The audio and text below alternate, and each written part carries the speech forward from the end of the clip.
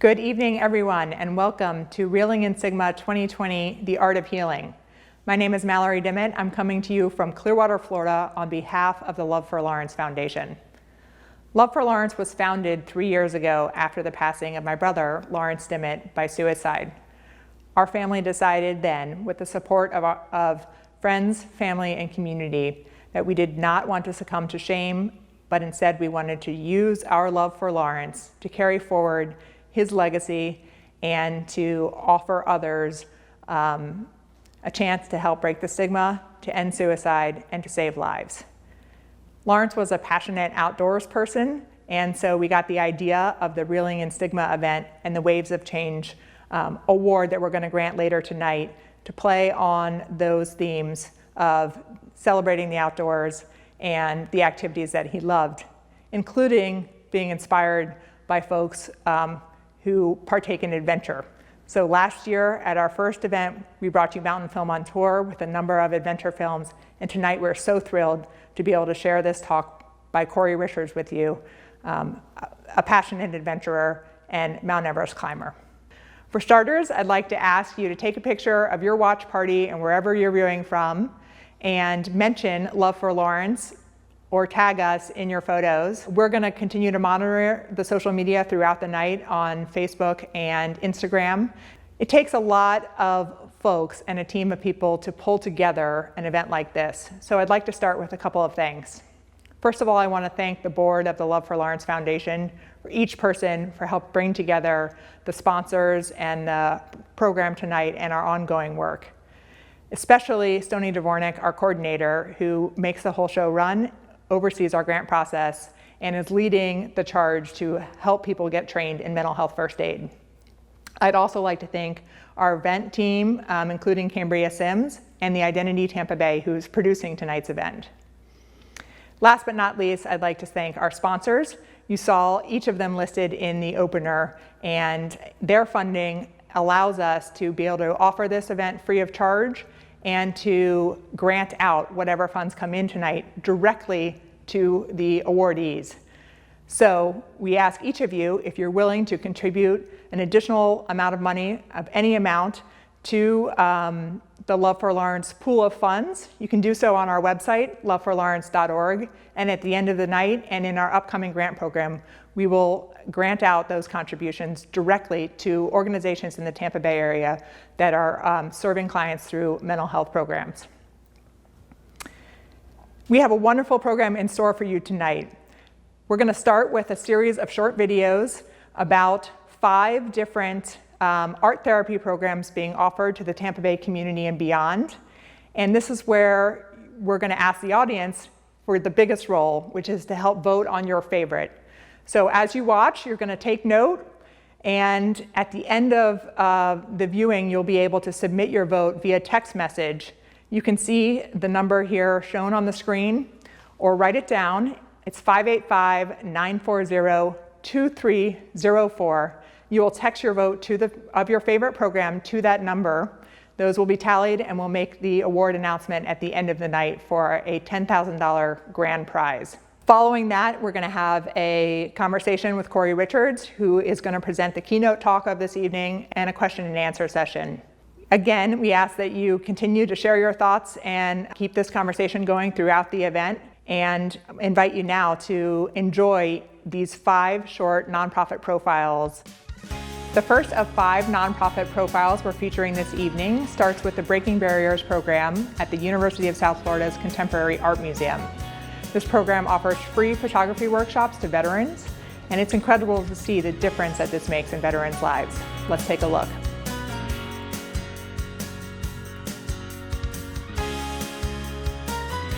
It gives us an opportunity to kind of look inside ourselves and really expel some of that baggage that we don't really want to talk about. So the program was learning the techniques and approaches to taking photography into that same level of a professional photographer with the phone, with a cell phone. This class allowed me to take some pictures in the moments that were like the frustrating, the chaotic, especially with kids in the house. This is life. This is real life, and sometimes it's beautiful, even in the chaos. the veterans are so proud of what they've done. Even if they've come in fearful or feeling like they were broken. Having this class filled with veterans allows us to reconnect and be like, yeah, we're not alone. And I think that is a huge, impact on our mental health. It's very unique, so it offers a great opportunity to come out of that proverbial shell. Having other veterans read their images and other artists read their images in ways that is so important to stories that they need to tell. For me, this is what always brings me to tears, because it's that intangible thing that happens that is just so big and so incredible, and that we just want to be able to serve a whole population if we can, to give them an opportunity to tell their story.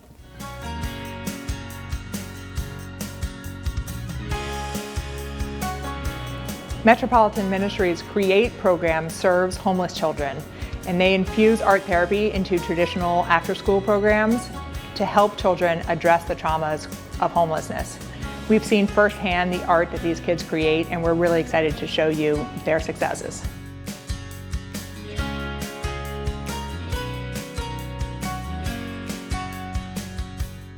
So when I'm having a bad day, art usually helps me because it inspires me of my own creativity. Arts are so important in the life of a child, and it's actually a way that helps them heal and learn. When I paint or listen to music or something, I usually feel calm and relieved. And a lot of times when they come into our programming, they don't know who to trust or how to be kids. And all of a sudden, you're drawing a picture with them, and a kid looks at you and says, "My dad died suddenly, and then we were put out of our house." Do they say those things right away? Not usually. But after they've been in our program for a while, they start to feel safe. They start to talk about how they're feeling. When we usually learn about an artist, we just don't learn about what they paint and stuff. We also learn about the background and their life in the past. Because some of these artists have gone through similar tragedies and traumas as our kids, and they all of a sudden have found a new hero that they can relate to. I like to look at paintings that people paint and draw, and that inspires me. They don't always know how to express what pain they're going through, but sometimes you look at a picture and they're drawing it. They're expressing it through art, and we are giving them that form of expression.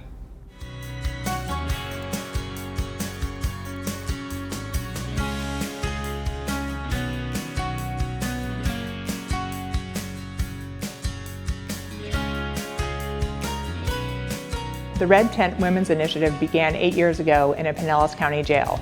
They've since served over 1,000 women and are looking to expand into other jails to continue to work with incarcerated women. We know this program is working based on one of the stories shared with their program founder, who said that a daughter of one of the participants came up to her afterwards and said, "Thanks to you and this program, I have my mom back." It's powerful. Let's see what they do.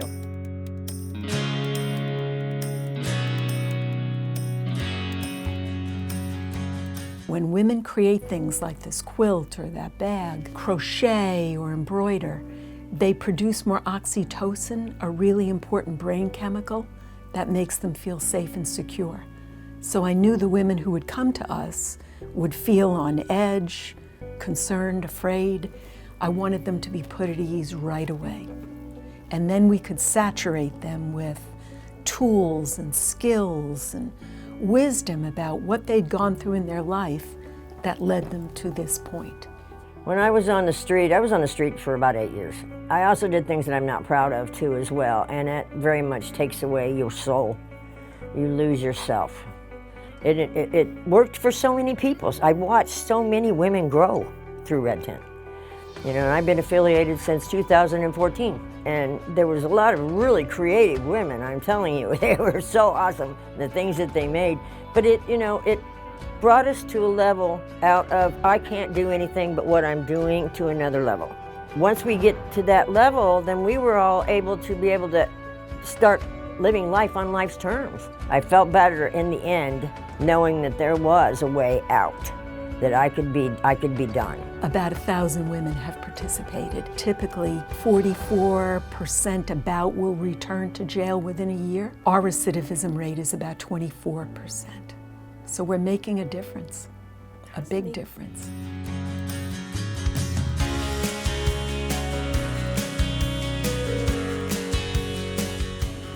The Art of Healing comes in many forms. Direction for Living uses proven and progressive art therapy techniques such as Show Me How You Feel and therapeutic storytelling to help children overcome their challenges. Let's listen to some of their stories.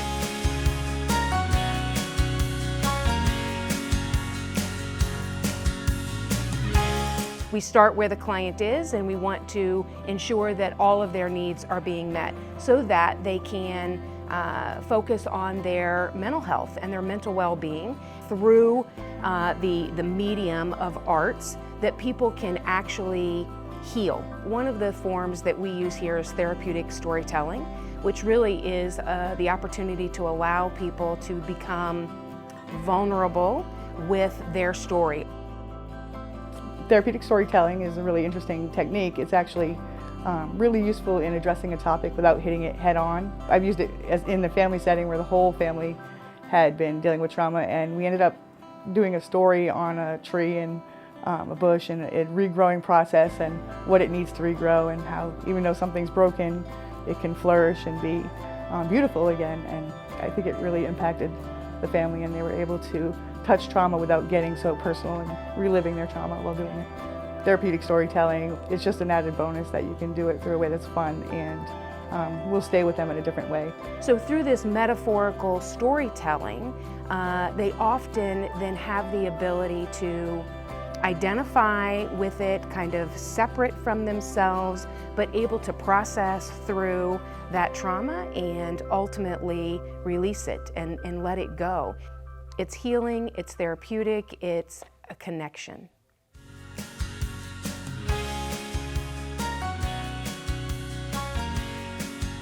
I know that for me, digging in the dirt and working in the garden is incredibly stress relieving and very satisfying.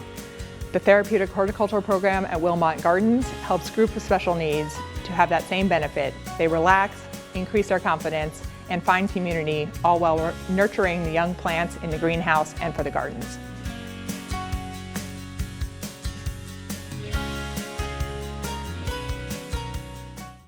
We were noticing that a lot of people were coming to the gardens to get away from the stressors that are happening around these gardens. And so we thought it was time to make that experience more purposeful, more intentional. And that's when we started the therapeutic horticulture program. I have a little brother who had a traumatic brain injury when he was little. And so growing up with that experience, I think I always recognized the importance and the value in people with special circumstances. We are giving people the opportunity to build up their self-esteem and their sense of self-confidence and self-worth. So many of the folks that we've been working with, because of their disability or their disease or their whatever issue they're struggling with, they've felt that they haven't been contributing to society, and that makes them feel bad about themselves. So I feel like it's my job to help them understand the value of what they're doing here in the greenhouse, and that their work really has meaning. And we also try to provide a community here so people can really feel like they're part of this space. Building or rebuilding a sense of community for some of our participants is also very important. I think that a lot of times when people are struggling with mental illness, or they're struggling with a physical disability or any other life trauma or event, that connecting with a stranger that may not be the same age as them, or may not have the same experience as them, or may not have anything in common with them, is a sort of experience that is really valuable.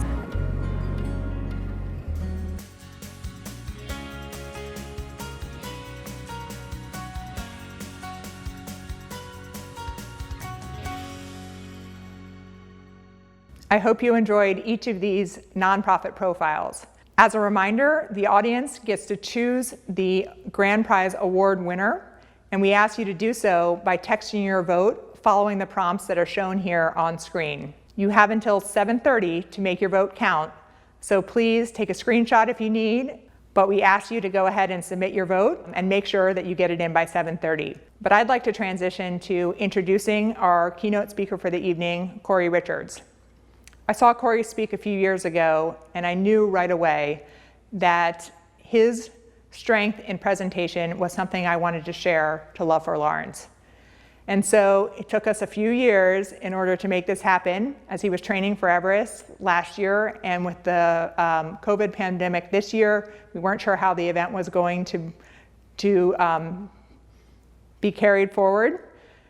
So tonight, Cory is coming to you from his hometown in Boulder, Colorado. We're grateful to be able to bring this to you again. We want to thank our presenting sponsors for making this conversation possible. Cory is going to talk to us for a number of minutes, followed by a question and answer session. And stay tuned, because at the very end of the night, we're going to award the grand prize winner.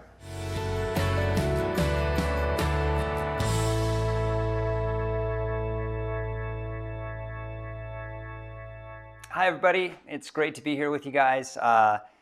Strange times call for strange measures. I've never done a keynote from my living room, my bedroom, my office, my kitchen, which is all one big room, but that's where we're at these days, and I am so grateful to be here with you and have the opportunity, and I hope that at some point we can do it in person. So forgive me for my glitches and quirks as we work through this together, but I feel very privileged to have the opportunity in general. So I'll try and make it the best I absolutely can, the best I possibly can for all of you who are joining us.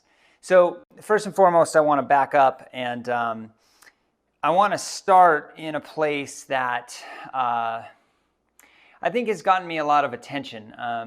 And I don't know if that's good or bad or right or wrong. And the further I get into all of this, the mental health discussion, the more I am disarmed when I am asked to define what is right and wrong, good and bad. But I'm going to start on the top of the world. I'm going to start with Everest. This photo was taken on, I believe it was May 24th, 2016, just as the sun was coming up over the Tibetan Plateau. And I was climbing without oxygen. I was just below the summit. I had just passed this group of people, and I was alone.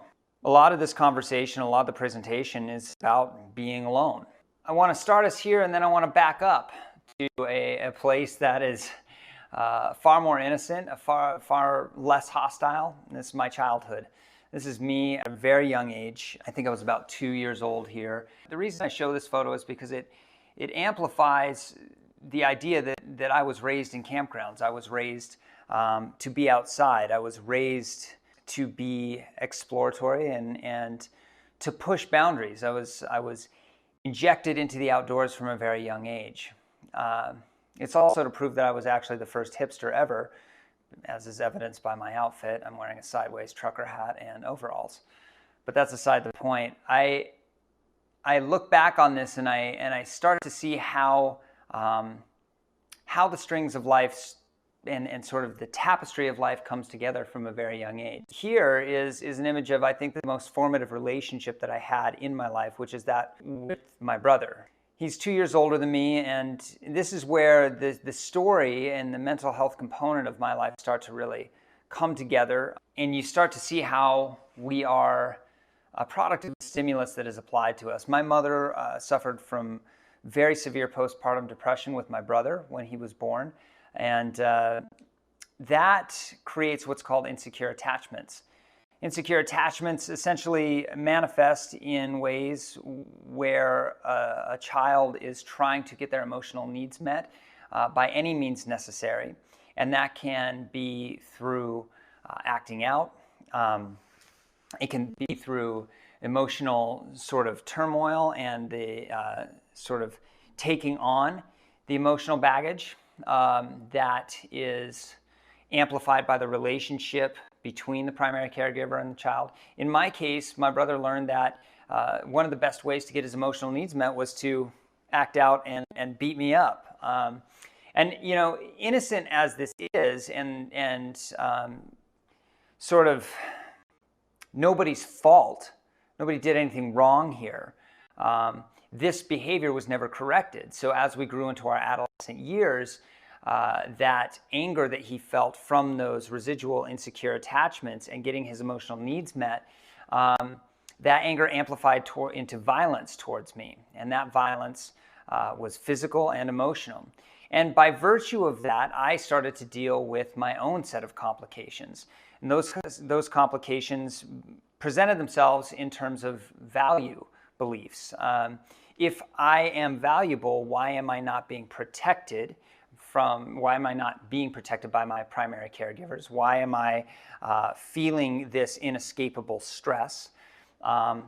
Because if I mattered, shouldn't I be protected? So from a very early age and sort of amplifying into my adolescence, I started to learn that, or at least believe that I didn't have a lot of value or worth. And by virtue of that, I started to feel very alienated. And one of the only places that I felt any sense of security was in the mountains. And this was a refuge for me. It was a place I could go to feel that sense of security. That was a place that I was comfortable with, as was evidenced by that photo a few back, where we were taken into the outdoors from a very young age. So that felt like a place where I didn't have to be anything other than myself. It didn't demand the same sense of identity and the same sense of struggle that I felt in my home life.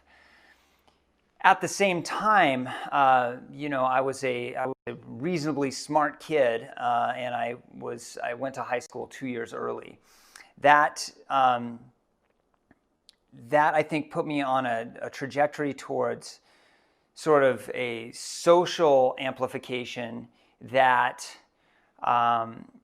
had me on my back foot, meaning I wanted to be with the bigger, older kids, and I was 12 years old. I wasn't ready to be in that environment at all. And as the abuse and the violence in my relationship with my brother started to ramp up, I went from being a straight A student who was 2 years ahead in school to nearly dropping out. And it was, I think, a horrifying time for my parents. They didn't know what to do. Both of their sons were out of control. And finally, their last resort was to put me in a treatment facility.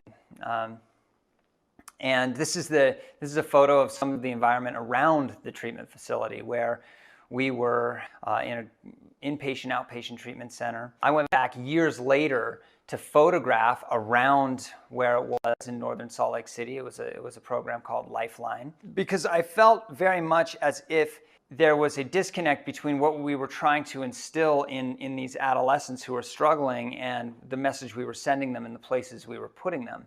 I.e., it's hard to tell somebody that they matter and they have a lot of value when you're placing them in environments that speak a different language, that tell them that they are the outcasts and rejects. These places do not tell youth quite often, despite best intention, that they are valuable and worthy of love, but rather that they are broken and need to be fixed. And my parents, they were up against the wall, because I was in this rehab facility. It was based on the 12-step program. It had some religious undertones, and I fought it. I fought it for 8 months. I ran away 3 times, and finally, on the last time, my parents had to make a decision that was, either we send him back and try again, or we give him what he wants, which is he wants this sense of freedom. And they made a very, very tough decision, and one that I think we struggled with for a long time as a family. But it was the right decision. They said, you can either stay and complete the program, or you can go. But if you go, you cannot live at home, and we will not support you. And that was the beginning of a short stint in my adolescent life of homelessness.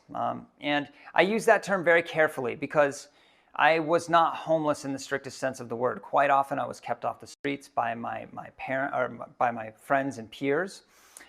There were times that I was on the street, but it was not consistent. So I don't want to use that term lightly, but I do want to say that the time that I did spend out on the streets was formative, in that I started to see how disconnected humans are from their true nature. People that we see on the street, people who are struggling with mental health, oftentimes are much closer to our animal nature as humans than we are, living in these incredible environments that we've created. These are foragers foraging, they are hunters hunting, they are people trying to survive. And I started to feel how thin this line is between this perceived sense of comfort and what we truly are as a creature, as a biological creature wandering the earth. And it gave me a sense of compassion for what people were going through. It gave me a sense of wonder about what we could overcome.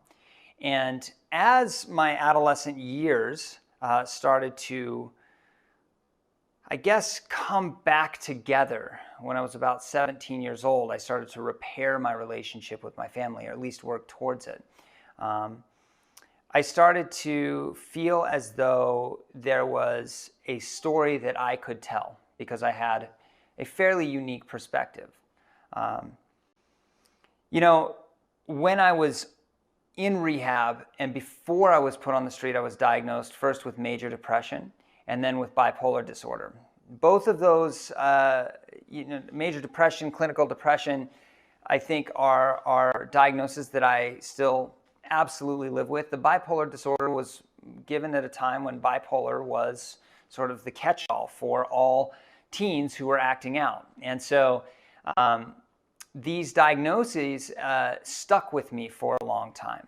And so I started to live in the story of my own brokenness. And rather than seeing those diagnoses as an opportunity for growth and seeing them as actually an advantage in life in some ways, I saw them as hindrances. And so I wanted to use the tools that I had, that I was given, that I was born with, which was primarily athletics and art, to tell the story of what I was experiencing, to tell the story of struggle, to tell the story of brokenness, and to tell the story of overcoming. And so I started in my photography to gravitate back towards the environment that gave me some sense of calm and peace, that being outside was the place where I could feel most at ease, where I felt like that sense of not fitting in sort of diminished. And it was also a place where I could push myself to a degree that allowed me to exercise some of the angst of my adolescence out, but also tell the story of overcoming and what I thought was the big narrative therein. And so I worked really, really hard as I came out of these very tumultuous adolescent years to get back into the things that made me feel a sense of purpose and place. And for a long time, that was climbing. And it just so happened that as somebody who had a relatively natural gift towards creative arts, photography became a voice through which I could tell that story, which was really allegorical to the human story, the story of struggle. Life is hard. We live in a hard world. It's not always easy. There are moments of joy and there are moments of complete disaster. My job as a photographer was to tell the story of overcoming through this veneer of awe, really getting down to that more personal story. But as I started to travel more and more, I started to understand that there were larger stories at play here. I remember taking this photo of this young Peruvian girl. I think it was 2006, and this image on one of my climbing expeditions really changed the trajectory of my photographic career forever. This was when I started to see that this wasn't about my struggle, this was about our story. And photography was useful as a sidecar to adventure and exploration only insofar as I could start to speak to larger socioeconomic, geopolitical narratives. I could start to tell larger human stories. But for the longest time in my early career, all I was hired to do was go out and tell the story of the person overcoming the mountain. And that's what I did for years and years and years. And finally, in 2010, I was invited to go on a winter expedition to the Karakoram Himalaya of Pakistan, where we were trying to climb Gasherbrum 2 in winter. Gasherbrum 2 is the world's 13th highest mountain.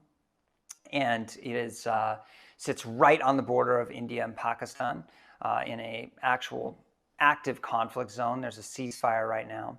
I was there with two extraordinary climbers, one named Simone Moro of Italy and one named Denis Rubko, a Russian-born Kazakh.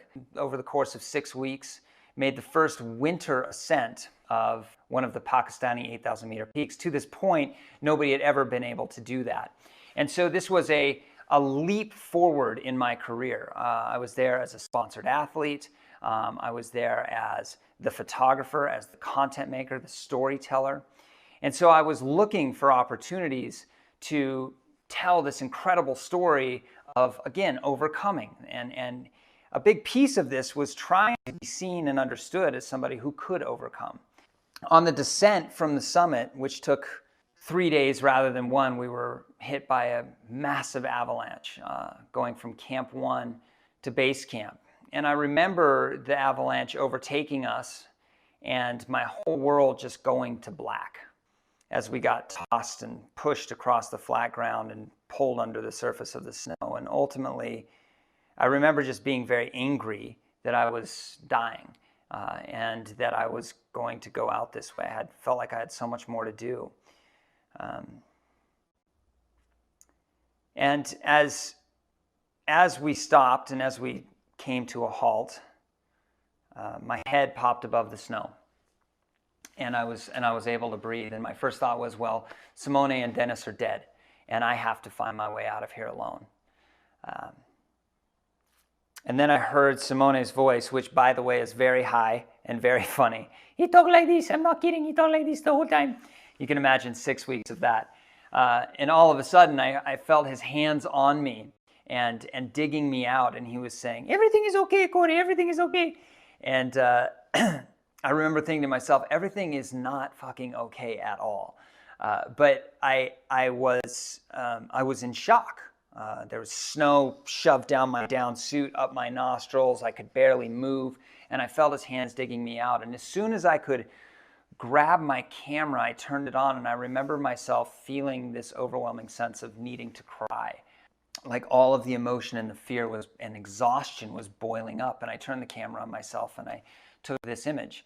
And it's funny because I look at this image now and I see this fracturing of my personal life and my professional life. It was because of this image and because of what it represented that, and the story behind it and the story that was told behind it in a film called Cold and the cover of magazines, that my career took off in a way that I couldn't have anticipated or imagined. It was because of this moment too that my personal life started to unravel.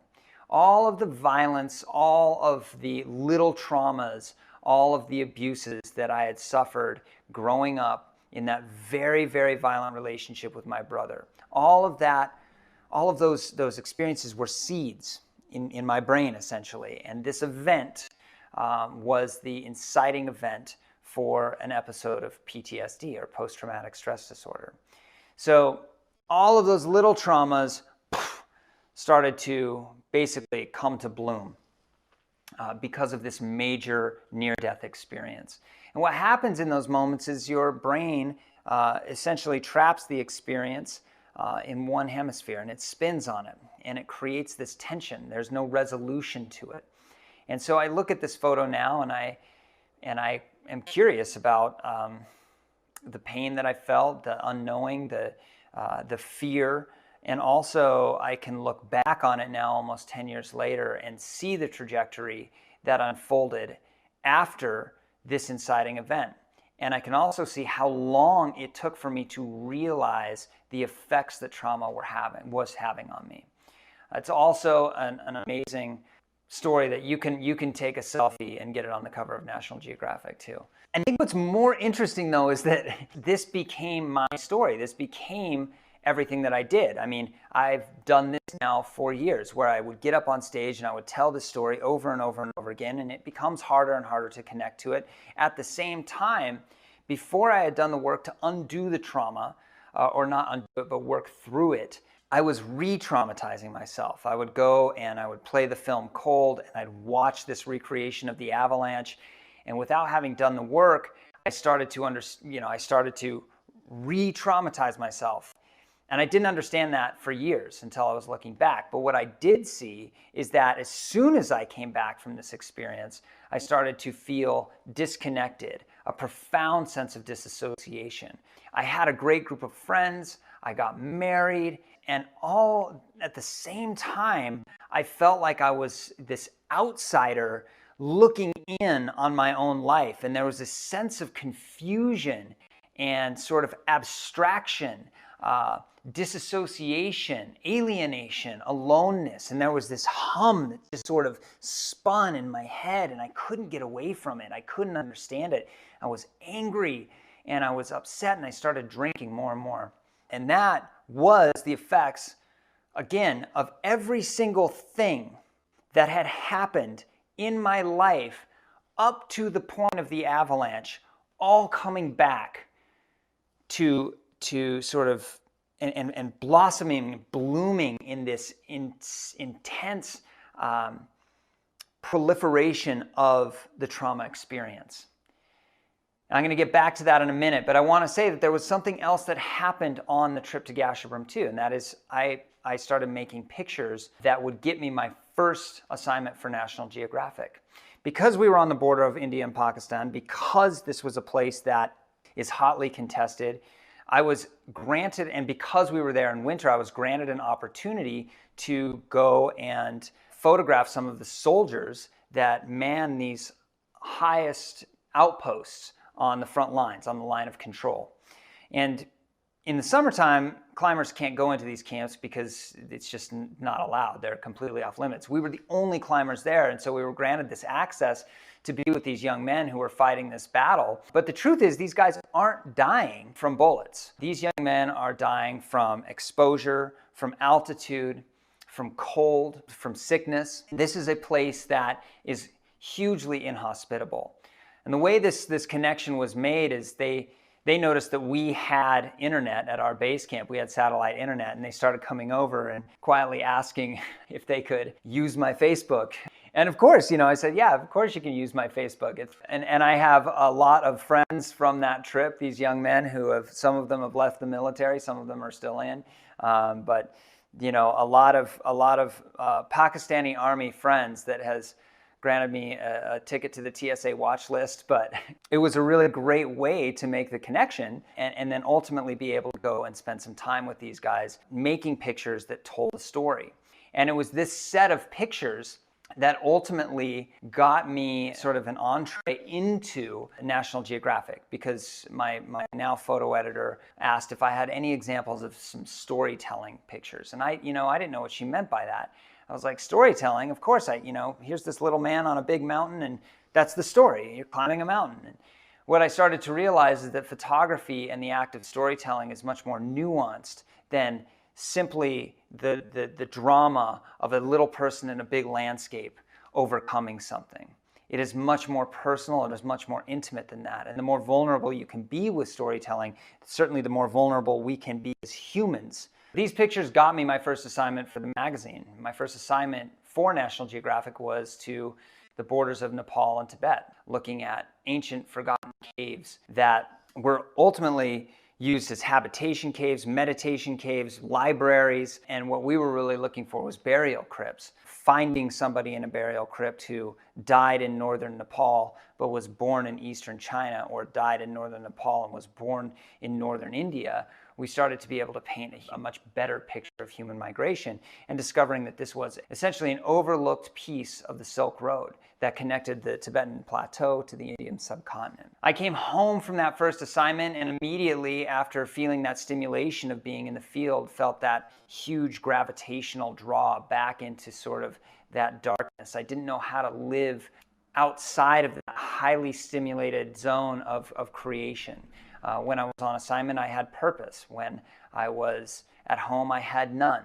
And when I had no purpose, all of that trauma and all of that spinning, all of that gravity that I felt from the unresolved traumas of my youth, but also the PTSD that I was unknowingly carrying, started to hum and ride me again. It was that subtle sense of electricity.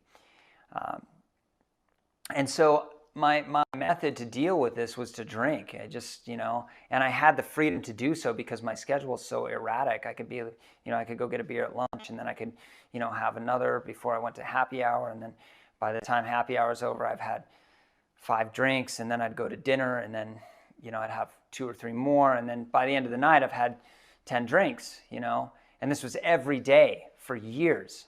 And I didn't know why I was so unhappy. I didn't know why I was having such a struggle.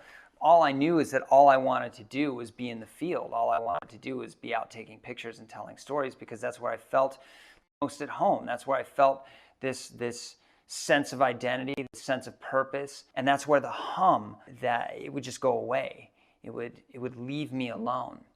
So I dove headlong into work. I went to northern Burma to document the eastern tip of the Himalaya. So this is an area that has been off limits for 30 years because of civil war. And when we have conflict, when we have war, it basically stunts growth, it stunts knowledge. It was also an incredibly powerful moment for me because it was the first time since I had had the success of Gasherbrum 2 that I was faced with this idea that perhaps the trauma or the experience that I was having was related to trauma, and that I was not living in alignment with my virtues and values.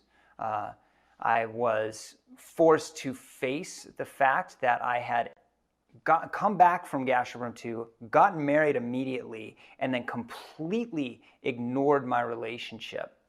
I had been so sick with the trauma that I felt and that I was experiencing, and so self-involved with trying to self-medicate, that the drinking had overtaken my ability to be a good partner. I was dishonest, I was cheating, I was lying, and I was talking about values and virtues all the time on stage.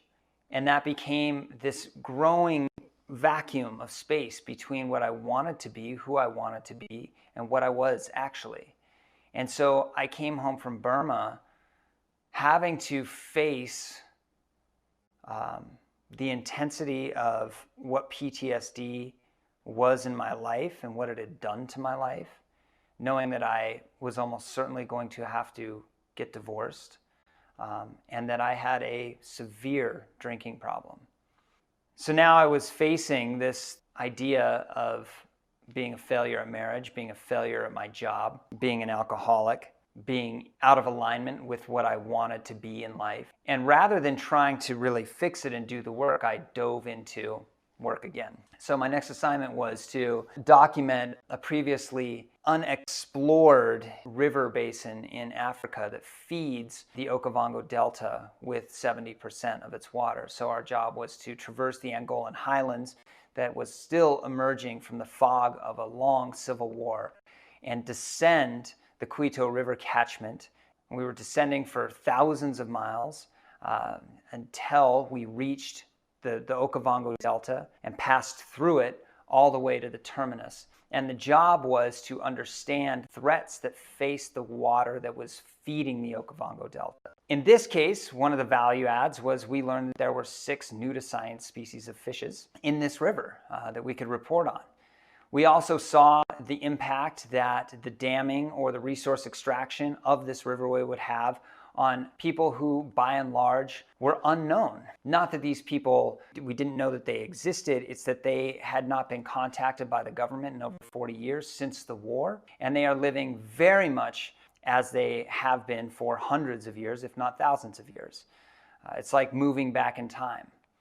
And visiting these villages, we were aware of the isolation that is felt through conflict as well. This was a story that was really about the connectedness of water and how it connects us. Because as I'm talking about isolation, what I'm also saying is that these people rely on this waterway and they don't understand what's happening just upstream or just downstream. And that is allegorical to how the entire world works. When we start to extract from a place thinking only exclusively, thinking only of ourselves rather than inclusively, we start to damage people downstream and upstream. how do we not repeat the mistakes of the past in order to make a better future? It's a question that I don't have the answers to. I'm trying to figure it out. I ask myself all the time, every time I go on assignment, how do I do better? How do I become a better steward to tell the story of connectedness? And I think, as I relate this back to the personal struggles that I was having in life at the time, I have to relate it to my actions.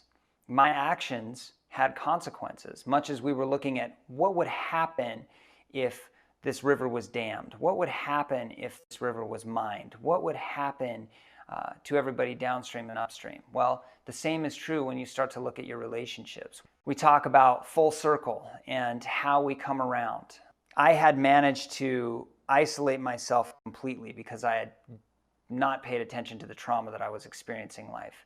I had managed to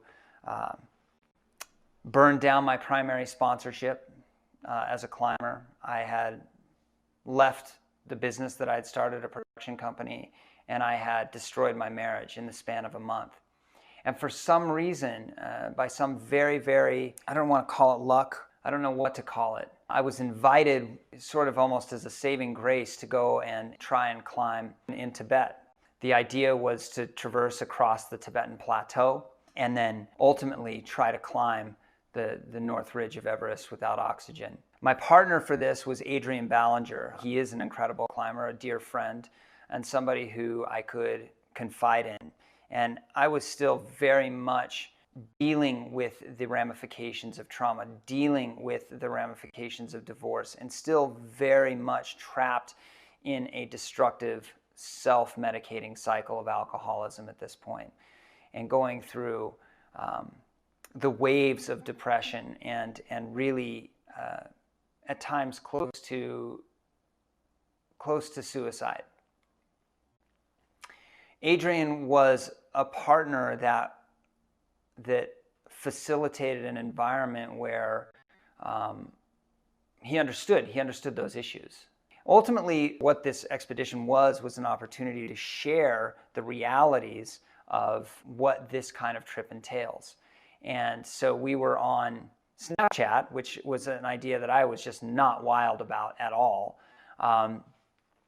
telling this story in real time, telling the story of our climb. What that did was create an opportunity for me to speak openly about the struggles that I had faced with diagnoses of bipolar, how I had sort of refuted that, the anxiety that I experienced, and it started to give me an opportunity to speak openly as well about addiction, which was something that I had experienced and was still very much experiencing. And that was the beginning, I think, for me of this transformation into somebody who tries to use this platform as a tool to speak directly to the issues of mental health. Everest and the summit of Everest represents something very serious and solemn to me. I can and I have run to the highest places, the most remote places, to get away from myself. I have used these opportunities as vehicles to escape the work that I have to do. Because it's easy. You go, you do the thing, you get the accolades, and you don't have to pay attention to yourself. And standing on top of the world, I started to see that I had literally run to the highest, hardest place to get to without oxygen in the hardest way as a masochistic, self-indulgent, selfish journey to escape all of the actual work that needed to be done internally. And there's a lot of it. There still is. There's no profound sense of resolution that I've come to. But I don't think that's really what life is about. I don't think we resolve it. I think we move through it. We resolve little pieces, and then we move on to bigger pieces. And as we go through that motion, we pick up more stuff that we have to go through. And I look back now, and this is a photo of me after throwing myself against this mountain and understanding the work that was ahead of me. And I look back and I ask myself, why does all of this matter and how does it all tie together? And there are some through lines that I can place through it, but they're subtle. From Pakistan, I learned that subtlety and a willingness to listen more than talk is oftentimes the way to crack into people's hearts. From Mustang, I learned that in order to understand our present and where we've arrived at, we have to understand our past. We have to look at the mistakes we've made, and we have to look critically at the mistakes we've made. It's only through understanding our history can we understand how we are showing up in the world today. And I mean that more personally than globally. From Yellowstone, I learned that our ideas of what we are entitled to in life need to be challenged, and that maybe entitlement as a word needs to be re-examined. From Burma, I learned about the importance of failure. And failure is really not what we think of it as. It's really a building block towards something more important that's coming. When you fail at something, whether it's in marriage, whether it's on an expedition, whether it's at a job, that creates an opportunity for growth. It creates an opportunity to move forward, hopefully better. Sometimes it takes a while. But failure is one of the most important central tenets of evolution that I've ever encountered. I'm not good at recognizing it all the time, but I try. Africa taught me the importance of source-based decision-making, meaning look at the source of something and try to anticipate, if I make a decision now, how will that affect me and everybody else around me downstream? And that can be expanded into society. If I make this decision now, how will that affect my company, my family, whatever it happens to be? From the conflict zones that I've been in, I've learned that we are profoundly capable of hurting one another in ways that are unimaginable. But if we can resolve the conflict that we have internally, we are less likely to exercise that kind of conflict externally. And from Everest, I learned to capitalize on my strengths. It's not the most glamorous thing when you think of it, but we need to give ourselves credit for those strengths. Some people say it best when they say, stay in your lane. I like to evolve and push the comfort zones of my lane, but I also like to know where I am strong and where I serve best, because identifying where I serve best, then I can actually be of my greatest purpose. I also learned that, and it sounds silly to say, but the summit only matters insofar as you learn that it doesn't matter. It's not about being the guy who stood on the summit. It's about being the guy who did all the things to be able to do that. If you want to be the person who did the thing, that might not be the best point of departure for your journey. If you want to be the person who does all the things to potentially have that opportunity, that's about purpose and process. And that is more important, and that is more sustaining and more, I think, joyous and joyful. Things around us seem imperfect, but we are all in the action together. And as soon as we can start seeing that holistically, it disarms our judgment. It certainly has disarmed my judgment. I try so hard, and I fail all the time, to be less judgmental. Because if I could extend the same understanding of my experience to everybody else, then I'd just see that everybody's pretty much trying to do their best all the time, even when we don't understand it. You know,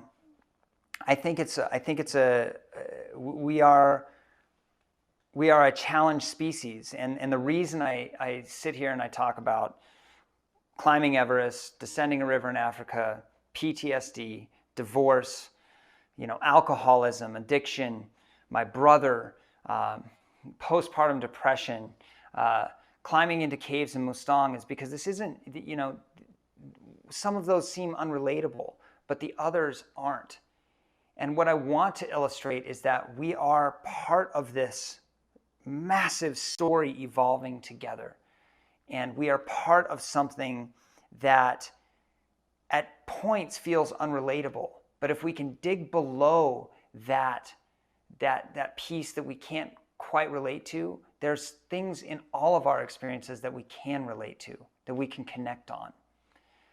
This isn't my experience, this is our experience. You might not be able to relate to climbing Everest, but you certainly might be able to relate to divorce. You might not be able to relate to descending a river in Africa, but you certainly can understand something about depression.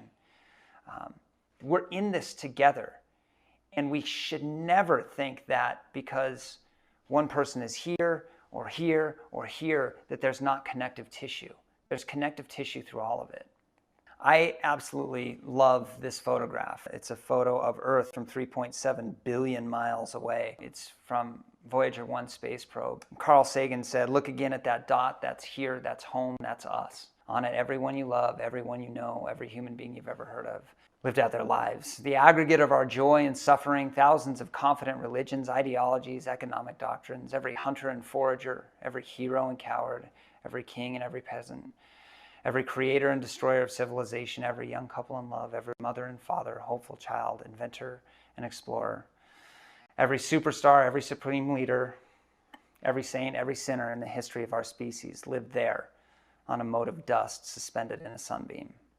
Now, I'm sure I slaughtered that quote pretty bad, but the point is well taken. We are in this together. This is not outside of us.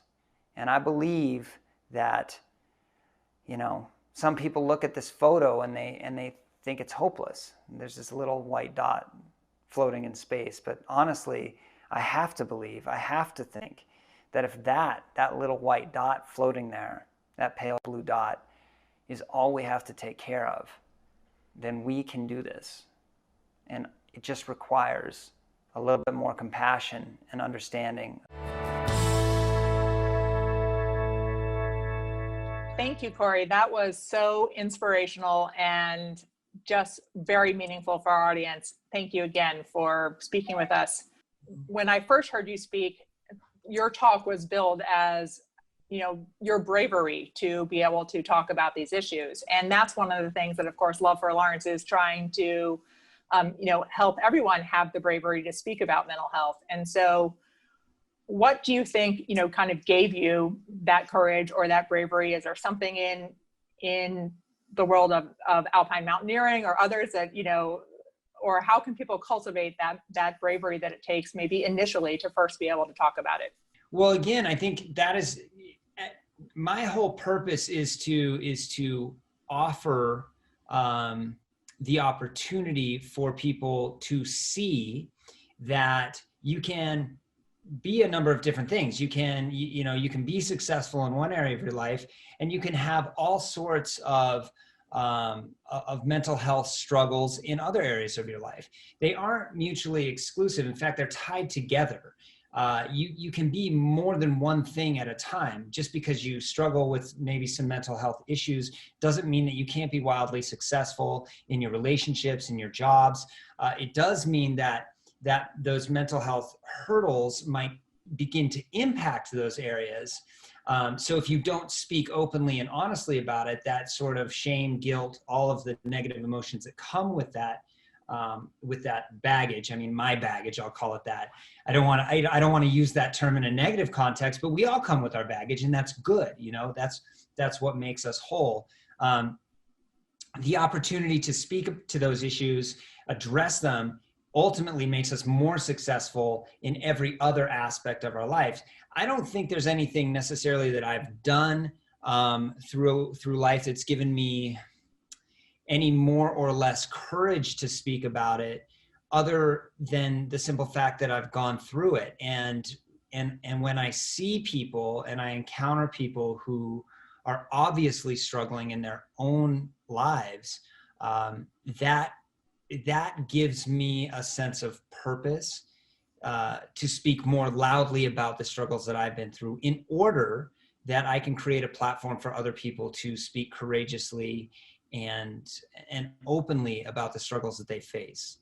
Some of our viewers have submitted their own questions that kind of follow on some of these themes. They wanted to know, since tonight we're talking about art therapy, if you've ever tried art or other creative therapy. They also wanted to know how your photography serves you potentially as a tool for, that creative outlet. Well, art therapy I would actually say that photography, as much as it is my career, has been a form of art therapy throughout my entire life, because it is a natural extension of my internal landscape.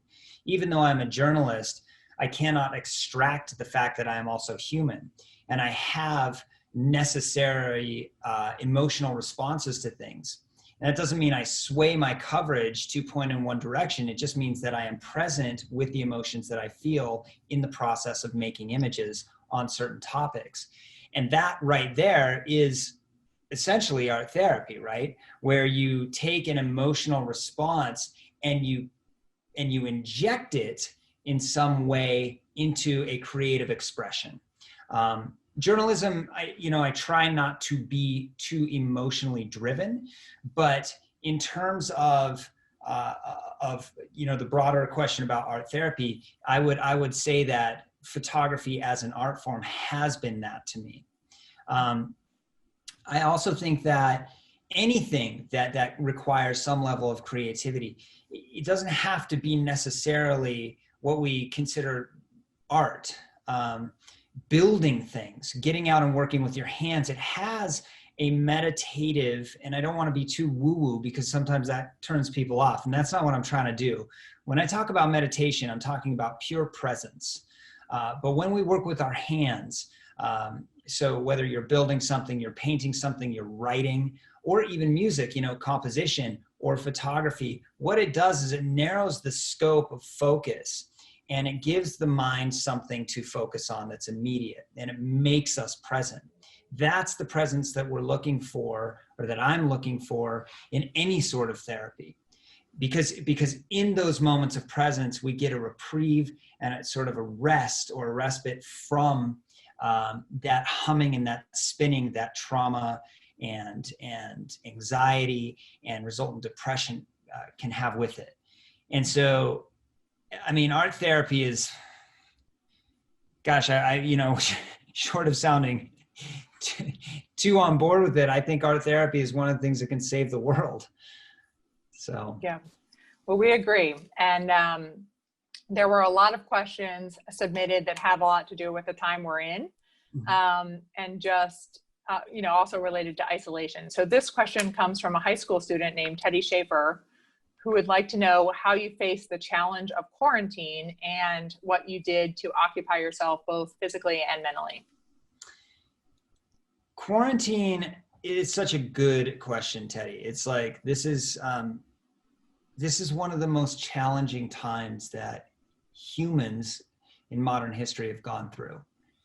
And I want to state that with some emphasis, because we can't overstate what's happening to us right now. We're not victims, but this is just something that's happening, and we're all going through it together.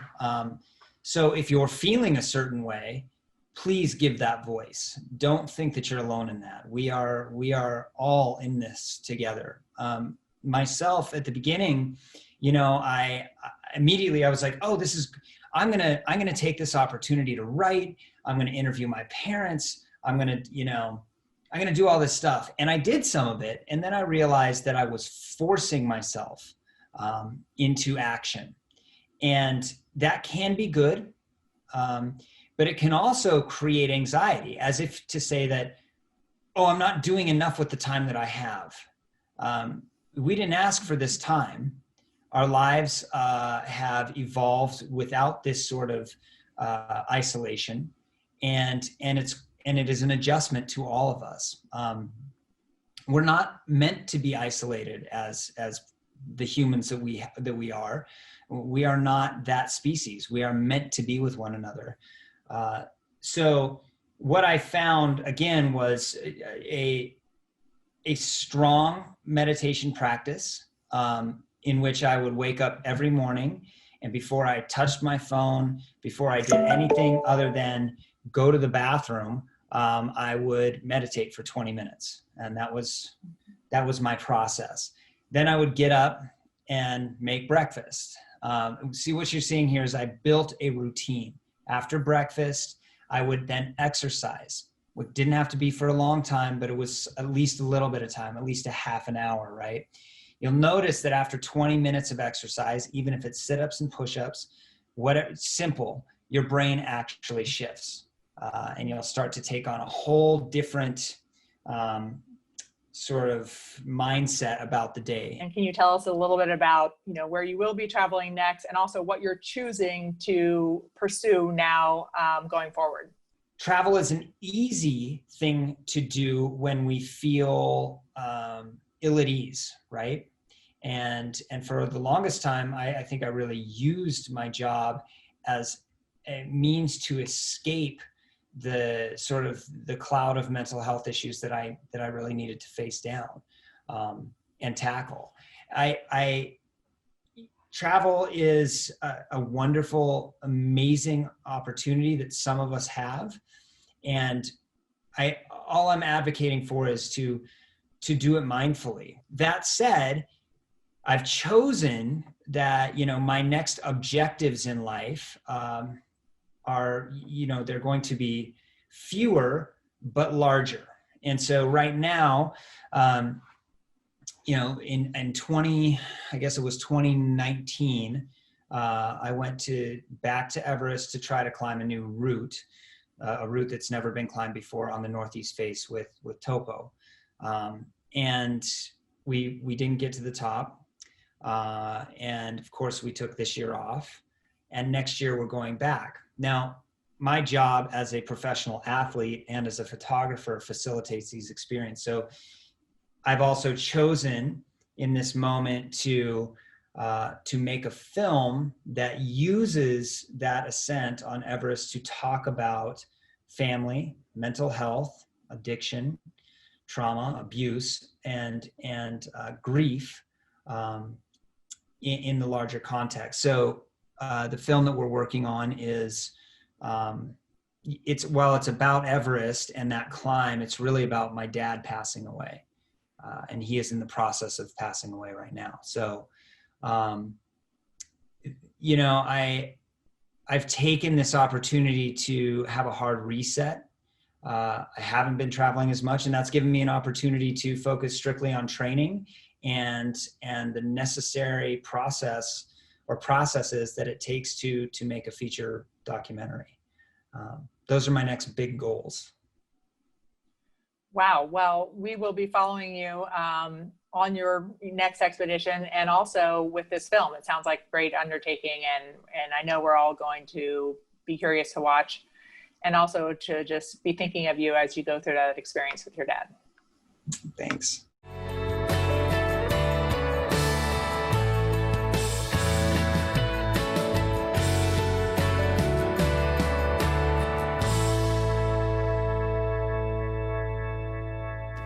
I hope you found that conversation with Cory as inspiring as I did. While we've been talking, there's actually some breaking news. The Love for Lawrence team behind the scenes has alerted me that due to your generosity and during this program tonight, contributions have continued to come in to a point where we are able to double the award amount we were going to grant to each organization from $2,500 to $5,000.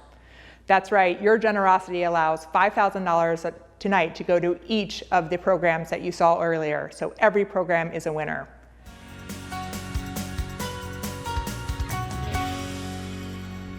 Also at the beginning of the program, we asked each of you audience members to send in your vote via text. Those votes have been counted, and I am so pleased to be able to announce the audience choice for the $10,000 Waves of Change Grand Prize Award. And now I'd like to invite Tim Mariani, representing our presenting sponsor, the Ruth and J.O. Stone Foundation, to join me for the awarding of this giant check. Drum roll, please. The 2020 Waves of Change Grand Prize Award goes to Breaking Barriers, the USF Contemporary Art Museum. We hope that this $10,000 will help you continue this program with veterans. We're so grateful for the work that you do. We're going to hold this here for just a moment so that you can take a screenshot and tag us in your celebration. We hope you do a happy dance, high fives, and share this with your community and the program and all who support it. So once again, congratulations to the USF Contemporary Art Museum and Breaking Barriers. And thanks again to our presenting sponsor, the Ruth and J.O. Stone Foundation, for being here to award this check and your grand prize. Thank you, Mallory. It was our pleasure. Congratulations to the winner. As tonight's program draws to a close, we at Love for Lawrence want to keep this conversation going. We hope you'll continue to share your celebrations and your watch parties from wherever you may be tuning in, and continue to follow us on social media as we share the stories of the organizations profiled tonight. In addition, if you were inspired to make your own art or share your stories of hope and healing, we would love for you to tag or mention Love for Lawrence. Last but not least, we have a grant cycle which is open now, and we'll be awarding our grant winners in January of 2021. In closing, I offer 3 thoughts. 1, please everybody stay safe. 2, reach out to your community, especially if you have veterans in your circle, give them an extra special message tonight. And 3, that you do not hesitate to reach out and seek help whenever is needed. All of us at Love for Lawrence look forward to seeing each and every one of you at our 2021 event for Reeling in Stigma next year. Thank you so much, and have a good night.